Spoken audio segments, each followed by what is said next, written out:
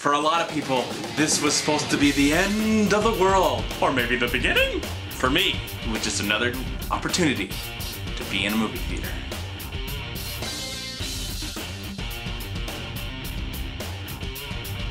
Cirque du Soleil Worlds Away 3D is the 3D experience of right now. Yes, I just saw the film. I've never actually had the opportunity or the money to see one of those amazing, talented group of performers and contortionists and acrobats and dancers. So I think this was a great opportunity to see some of that stuff. And I was quite excited to see this movie. I do enjoy the films from director Andrew Adamson, who did the first couple Chronicles of Narnia and Shrek, the Shrek movies. Yes, that kind of got me excited to see this movie, and also James Cameron. I'm a big, huge James Cameron junkie. I'm kind of a fan of the process of 3D, especially if it's utilized in a good, awesome way, like The Hobbit, but then sometimes it's not so much when it's converted and it just looks choppy and terrible. Nothing comes to mind because I've probably forgotten those movies already, or at least I enjoy the movies but forgot that I saw them in 3D. It wasn't that memorable. I didn't know exactly what going in, but what I hoped for while watching this movie was I didn't want to see a lot of dialogue. I would have liked to get a story, maybe some deep characters, but try and do it without dialogue, like a silent movie. When the movie kind of got started, it looked like it was going to go in that direction. It got into what it was trying to do, and what this movie was actually trying to do was give you the experience of the Cirque du Soleil all over the country, all over the world. We get to see this journey through this one woman as she is coming to this circus. And as she goes into this magical circus, she sees all these different kind of performers and entertainers, and she's swept up in this adventure. And it turns out we one minute we're seeing this kind of performer, this famous. I mean, there are tons of names. Let me see if I can remember some.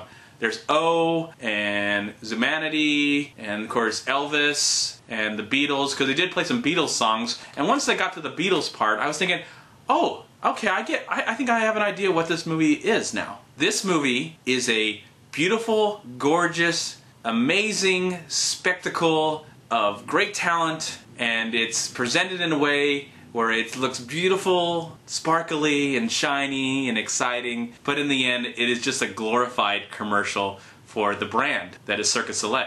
I wasn't offended by that, because it was beautiful to look at. It was very entertaining. I don't know how moved I was while watching the film. I was kind of emotionally detached from the film. I think if I would have saw this presented live, where there was that threat of danger, because if there was danger in this film, they could have just edited it out and shot it again and started over. I think what's so great about at least what I've heard is when you see that stuff live, that is happening right in front of your eyes. There is that element of danger that could happen anytime someone could hurt themselves. That didn't happen in this film, so I was slightly emotionally detached from the film until the very end. There's this really magical performance when she finally finds what she's looking for.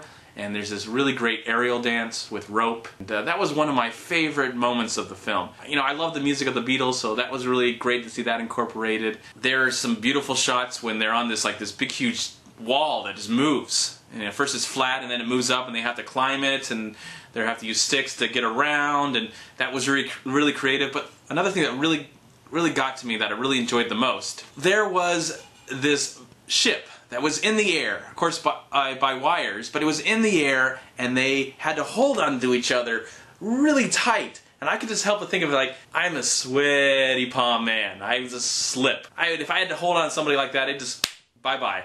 But they had to swing them back and forth, swing them back and forth, and they just fly and flip into the air and catch.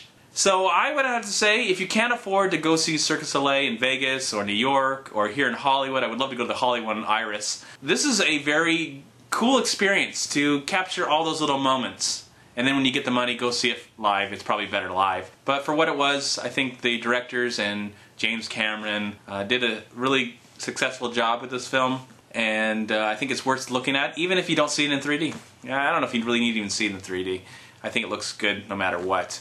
So I'm going to give Cirque du Soleil Worlds Away 3D 3 stars. Please like, comment, and subscribe to my channel. I'm also on Twitter and Facebook. And please go to WeLiveFilm.com and subscribe right here on YouTube to We Live Film. And also go to WhoYouTube.com.